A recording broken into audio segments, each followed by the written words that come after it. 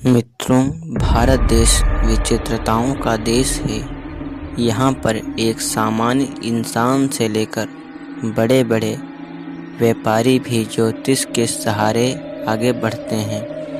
क्या ज्योतिष विज्ञान से इंसान अपने भविष्य को देख सकता है? इसका उत्तर तो वही लोग दे सकते हैं जिन्होंने इसे अनुभव किया हो।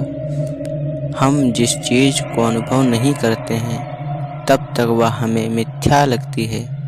जैसे किसी की नौकरी नहीं लग रही हो और वो किसी ज्योतिष के कहने पर अपनी दैनिक जीवन में कुछ बदलाव करता है, संयोग से उसकी नौकरी लग जाए, तो वो इंसान जिंदगी भर उस ज्योतिष का चमत्कार ही समझेगा। और जिसने इसका अनुभव नहीं किया हो तो उसे बकवास मान सकते हैं। लेकिन आज जो हम आपको कहानी बताने जा रहे हैं वो ना किसी ज्योतिष की है और ना किसी संयोग का है। एक किस्सा है एक लड़की के बारे में जिसने अपनी मौत के 7 साल पहले ही भविष्यवाणी कर दी। कैसे, आइए जान। उस लड़की का नाम अम्बा था और वो बचपन से ही बहुत होशियार थी। अम्बा ने अपने पिता को 1 नवंबर 1995 को 14 साल की उम्र में ही एक कविता गिफ्ट की और यही गिफ्ट हमारी कहानी का रहस्य है। आखिर क्या ऐसा लिखा था उस कविता में जो भविष्य की सच्चाइयों के बारे में बयां कर रहा था और वो उसकी ज़िंदगी का आखिरी सच बन गया। उस कविता में अम्बा ने लिखा था, एक निर्जीव शरीर पड़ा मेरा, शरीर जिसने बंधी थी मैं, अनोखे धागों से मैं एक लगाव सा था, क्योंकि वो मेरा शरीर था। तड़प रही थी मैं एक सांस जीने के लिए, झूम उठी मैं अपनी आज़ादी से, मैं उड़ी मैं चली एक नई उड़ान भरने।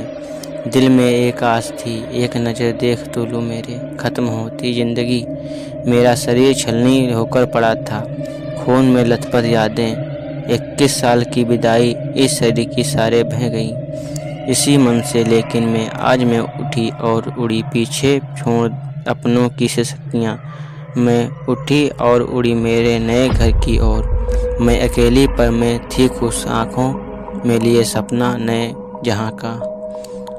अम्बा ने अपनी ज़िंदगी में केवल यही कविता लिखी थी, हालांकि उसे डांस और पेंटिंग का शौक़ था।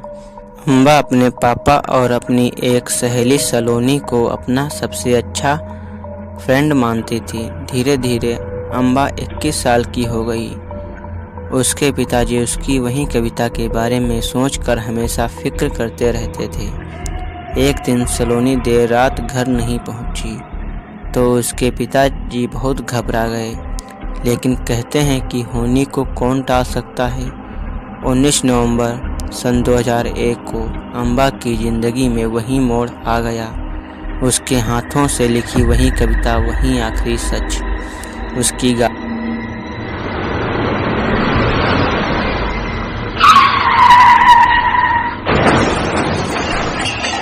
उस रात अंधेरे में भटकने से खाई में जा गिरी और वहीं उन्हीं कविता के पन्नों के जरिए अपने घर की ओर पहुंच गए।